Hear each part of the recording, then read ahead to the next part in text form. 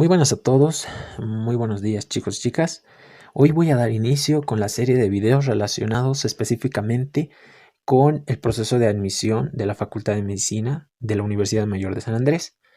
Mi nombre es Álvaro Pascual Ticona Mani, voy a ser el expositor de estos temas y les voy a hablar de este primer tema, generalidades e importancia del estudio de la biología. Espero en verdad que todos los conceptos que pueda brindarles les sea de mucha utilidad para ingresar a la facultad. Y bueno, sin más que decir, comencemos. Primero tenemos que entender lo que son las definiciones a manera de generalidades. Primero definimos qué son las ciencias naturales. Lo hemos visto en el colegio cuando nosotros estudiamos ciencias naturales. Pues ciencias naturales es el estudio de la naturaleza. ¿Y a qué definimos naturaleza? A todo aquello que forma parte del entorno, tanto seres vivos como estructuras. Por ejemplo, el universo es parte de las ciencias naturales, la física misma es parte de las ciencias naturales porque interviene en el espacio-tiempo. Es un concepto bastante amplio, pero es de mucha utilidad, ya que si es que nosotros estudiamos las ciencias naturales, nunca terminaríamos. Por eso han nacido de las ciencias naturales ramas, como es la biología, que es una rama de las ciencias naturales. Pero específicamente tenemos que hablar no de la biología como tal, porque si igual nosotros estudiáramos la biología, tardaríamos muchos años en estudiar. ¿Por qué? Porque la biología específicamente estudia a los seres vivos, y no solamente es a los humanos, tanto animales, plantas, bacterias y demás. Entonces los seres vivos como tal nosotros nos vamos a enfocar en la Facultad de Medicina, en el ser humano. Pero aún así nosotros debemos entender que los seres vivos interactúan con los demás seres vivos y con el medio ambiente. Esto propicia que existan enfermedades, tanto del trabajo y demás, como con otros seres vivos, como las infecciones, hasta inclusive una mordedura de perro. Es una interacción entre seres vivos. Además de que, ¿cómo nosotros definimos un ser vivo? Por esto de la pandemia hemos visto que los virus no se denominan seres vivos, pero aún así nos hacen daño, ¿no? Entonces, un ser vivo, un perrito, un gato, el famoso Jean-Baptiste de Lamarck, es un ser que interactúa, se nutre y se reproduce. Aunque parezca bastante obvio, ¿por qué los virus no se consideran seres vivos? Específicamente porque no cumplen estos principios. Los virus no se reproducen, se replican. Además que solamente es un conjunto de material genético englobado en una estructura proteica. Entonces, no cumple lo que son los requisitos. Los seres vivos nos nutrimos, nos reproducimos e interactuamos. Entonces, como tal, ya que vamos a estudiar en este capítulo la biología, vamos a dar un pantallazo. Vamos a hablar de que la biología proviene del griego bios, que significa vida, y logos, que significa tratado de estudio. El término fue introducido, memorícenselo chicos, en Alemania en el año 1800. Algunos textos dicen 1802, pero nos vamos a basar específicamente en el texto de la cátedra. Este término fue introducido por Jean-Baptiste de Lamarck, muy importante, aquí podemos ver su fotografía. ¿Y qué es lo importante que tenemos que saber de lo que es la biología? Ya que esto implica términos como la anatomía. La anatomía puede ser tanto macro como micro. Si es que nosotros la estudiamos de manera macro, estamos hablando de la anatomía que la podemos ver a simple vista. Si es que nosotros estudiamos la anatomía a nivel microscópico, necesitamos de un microscopio para valorar las estructuras a nivel que nuestros ojos no lo pueden captar. La anatomía evalúa tanto la estructura, es decir, las relaciones que tiene con los demás componentes, las longitudes y más, y la morfología de los órganos, cómo se encuentran situados, cómo sus características morfológicas. Otro tipo de estudio que nos interesa bastante es el de la fisiología y biofísica. ¿Por qué he unido estos términos? Porque el libro está separado. El de la fisiología es el funcionamiento. Todos los organismos, ya que interactúan, se reproducen, necesitan mecanismos fisiológicos, es decir, las características que hacen que su cuerpo funcione. Ese es el estudio de la fisiología. Y luego tenemos a la biofísica. A la biofísica, si es que nosotros nos ponemos a pensar, los procesos orgánicos no solamente intervienen en la biología, también intervienen en la física, intervienen en la gravedad, enzimas, intercambios iónicos, intercambios químicos, reacciones químicas que hacen que los seres vivos sean como tal seres vivos. Y luego nos metemos a lo que es la bioquímica, que está muy relacionado con la biofísica, pero la bioquímica específicamente habla de lo que les decía, los procesos químicos que intervienen en la vida, bioquímica.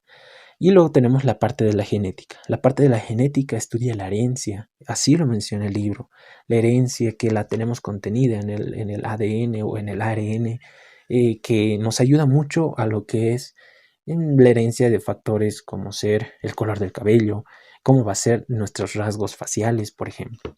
Luego tenemos a la taxonomía, y esto es muy importante, lo vamos a ver en el capítulo de hoy, ya que si es que existe una gran variedad de seres vivos, debemos tenerlos clasificados, y para eso existe la taxonomía, para clasificar los mismos. Entonces, a manera de generalidades, hemos visto las ramas más importantes en la anterior imagen, pero también debemos conocer de que la biología no solamente se trata de genética, fisiología y demás, también implica otras ramas como ser la zoología. Nos importa a medias, ya que nosotros podemos estudiar los animales que tienen rabia para la transmisión del virus de la rabia, la ecología como tal, la contaminación. Hay enfermedades que se producen por la contaminación ambiental, enfermedades pulmonares. También la botánica, y esto es muy importante, el estudio de la biología en relación a la botánica nos ha servido mucho para el estudio o para encontrar lo que son los medicamentos. Entonces, la botánica como tal, aparte de los procesos de lo que han visto en el colegio, de fotosíntesis, nutrición de las plantas, sirve mucho a la hora de relacionarlo con la medicina, con los medicamentos. ¿Quién no sabe aquí en Bolivia cómo es las plantas medicinales? Hasta el estudio de la botánica se encuentra relacionada, todo se encuentra relacionado, como podemos ver en la biología. Y un estudio que lo he remarcado, que es el de la microbiología, ya que la microbiología con los diferentes microorganismos, podemos tener ahí las bacterias, tenemos ahí el micoplasma, no sé, y demás, todos ese tipo de microorganismos que se relacionan con nosotros y que es una rama muy importante de la biología, inclusive una rama más grande que la nuestra, ya que existen muchos, pero millones de microorganismos más que seres humanos. Lo vamos a ver después. Esta imagen la pueden ver, los diferentes estudios que implica la biología. Nosotros no podemos estudiar todo esto. Lo que sí podemos hacer es enfocarnos en materias importantes. Aquí tenemos a la embriología, a la ingeniería genética, que de manera general son las que más nos importan, pero no podemos dejar de considerar las otras áreas que también se encuentran relacionadas, como la ficología y demás.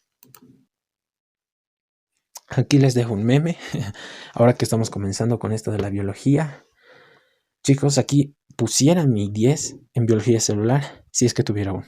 La biología, como les digo, es un estudio bastante grande, entonces, pero aún así se puede conseguir, ¿no? Si es que nosotros estudiamos los aspectos más importantes relacionados con los mismos. ¿Cómo te imaginas en la Facultad de Medicina? Bueno, te imaginas así, esta es mi persona, estamos en el laboratorio de bioquímica, con mis compañeros ahí realizando experimentos, pero como en realidad estamos en salud pública haciendo lo que es promoción, prevención de la salud. Siempre tengan en cuenta eso, nosotros somos personas de ciencia, pero también somos personas que interactúan obviamente con la población. Y medicina no solamente es ser científico, también es ser humano. Es una característica muy importante. Entonces, ¿cuáles son los niveles de organización de la vida? Un ser vivo, pues es una organización compleja. Aquí podemos ver un gatito, me recuerdo uno de los gatitos que tenía antes, que falleció. Entonces, es una organización compleja. ¿Cuáles son los entonces niveles de organización para que podamos llegar a este organismo? Entonces, deben existir diferentes niveles. Primero tenemos al nivel químico. Se los remarco, si es que lo quitamos, el único que aquí aparece es nivel químico, como lo menciona el libro, o en algunas imágenes, el libro lo menciona como el nivel molecular, en donde se encuentran los átomos, átomos de oxígeno, específicamente los átomos de oxígeno, si se unen con agua, forman las moléculas. Aún así forman parte del nivel molecular o de la parte química, ¿no? Si es que existen un complejo conjunto de moléculas, agua, diferentes carbonos unidos por diferentes enlaces, vamos a constituir un nivel celular, un nivel mucho más complejo, la célula. La célula, aparte de tener un tema muy importante que lo vamos a ver después, tenemos que entender lo que es un complejo de uniones químicas.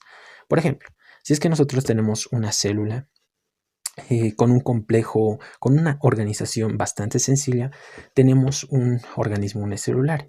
Pero si es que nosotros tenemos un gatito, un lobo, lo que sea, nosotros vamos a tener un conjunto de células, es decir, un organismo pluricelular. Entonces, el conjunto de células, que es muy importante, va a formar lo que son los tejidos. El conjunto de células forma los tejidos, que son células con características similares, que conforman un tejido, como ser el tejido óseo por los osteocitos, osteoclastos y demás, que son células que tienen características comunes.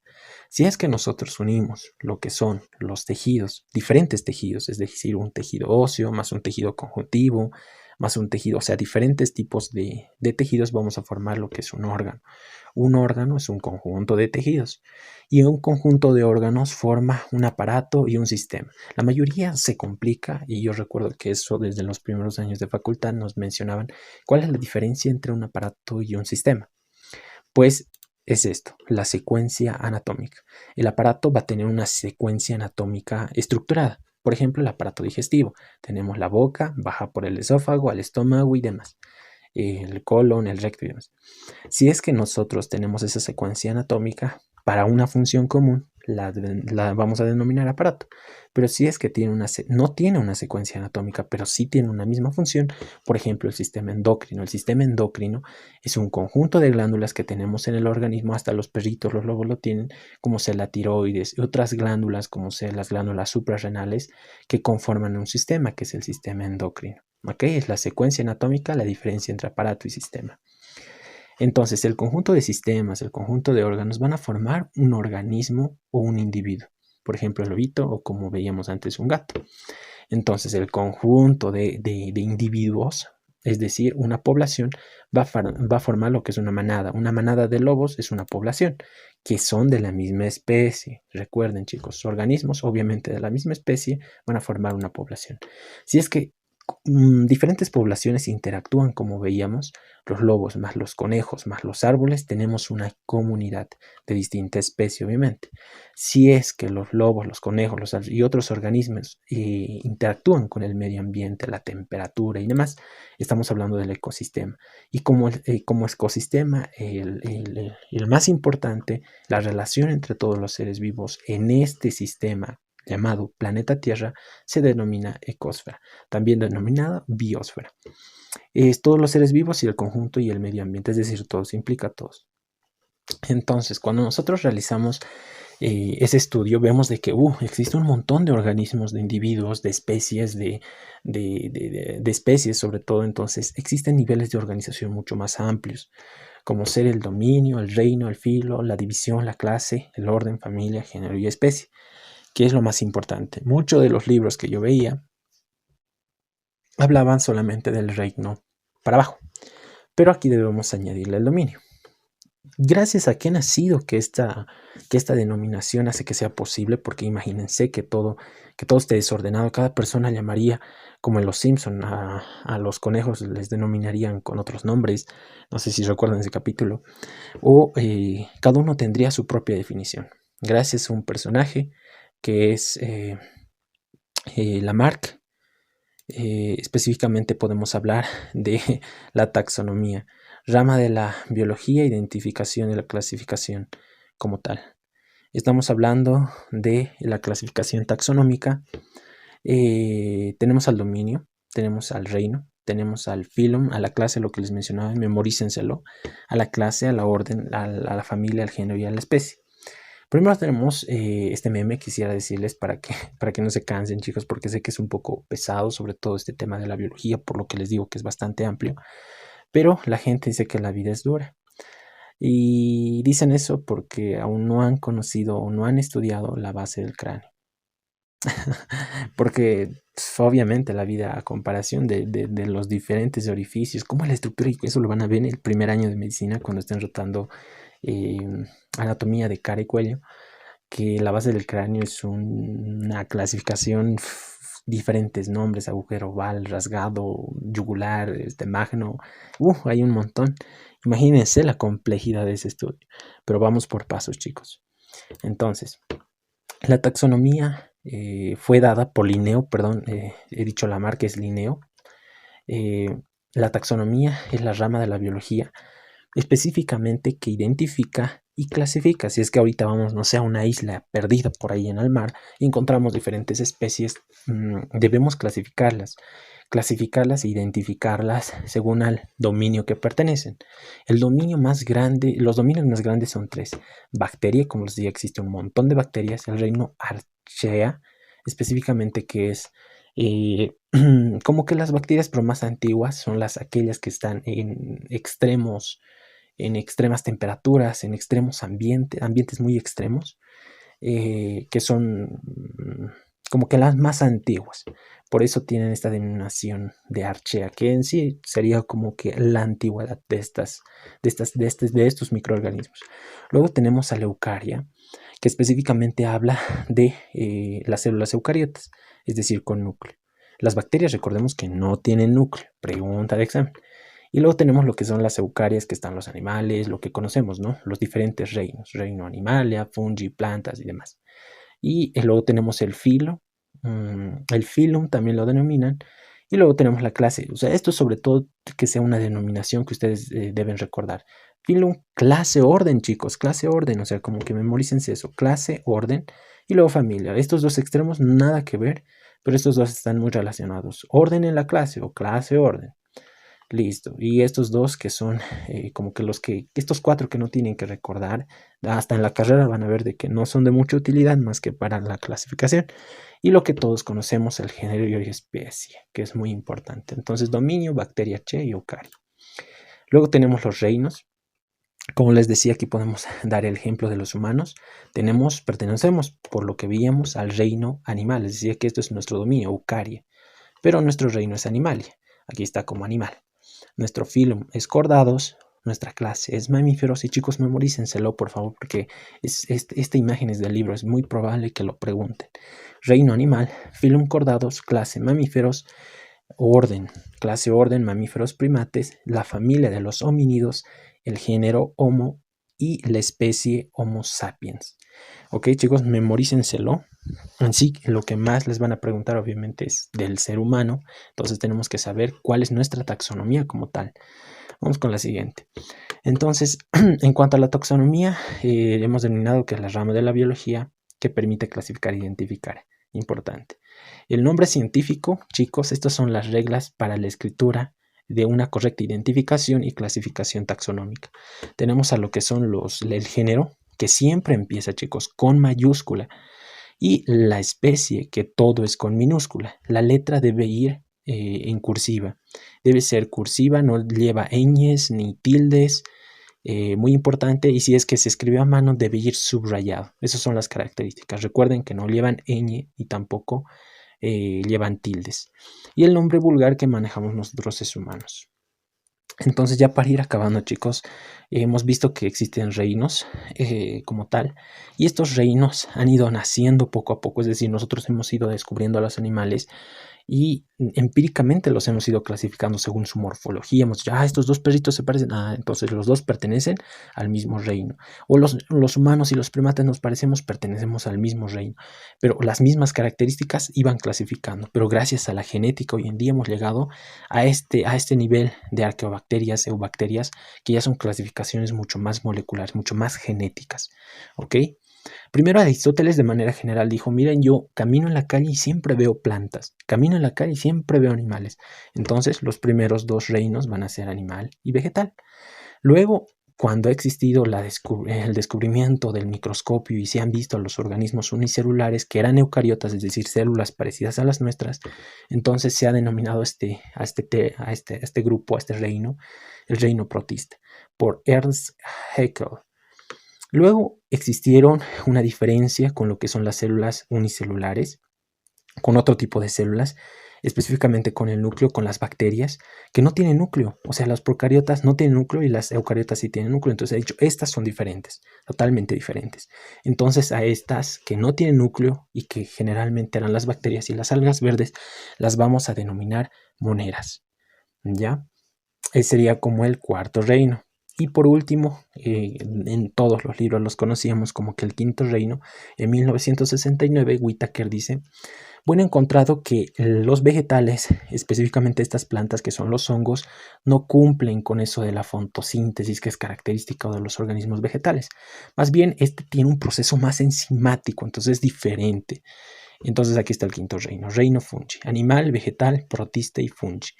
Pero existió un avance científico en 1977 con Carl Woese, muy importante, ha entrado en mi examen, que en 1977 él ha partido, aquí partió el reino Moneras en dos. Este grupo de células procariotas sin núcleo en arqueobacterias y eubacterias. Esto ya es más una clasificación molecular, lo que les decía, una clasificación genética. Entonces recordemos que ahora actualmente existen seis reinos: animal, vegetal, el protista, el fungi y las arqueobacterias y eubacterias, como podemos verlo en la imagen. Específicamente estas les añadía aquí de que se dividen por sus peptidoglicanos y la secuencia de RNA, específicamente ácido ribonucleico. Y además de que el reino protista, chicos, incluye los ejemplos, obviamente pueden ponerle en los exámenes los ejemplos. El reino protista son organismos unicelulares con células parecidas a las animales o vegetales, con núcleo. Son los protozoarios, mohos y algas, como que tienen mucha relación, ¿verdad? Y si es que vemos al reino fungi, lo que les decía, no realizan fotosíntesis, es un proceso enzimático. Muchas gracias, chicos, espero que este video les haya gustado. Solamente véanlo, repásenlo. Y estoy seguro que si es que ustedes complementan con la lectura, van a dominar este tema. No es complicado, son aspectos generales. Y chicos, no sé, en el día que estén, martes, viernes, hoy es tal día de la semana de taxonomía. Y aquí se les dejo los 6 reinos que hemos visto: las arqueobacterias, eubacterias, el reino protista, el reino animalia, el reino plantae y el reino fungi. Muchas gracias, espero que les haya gustado y nos vemos en el siguiente video.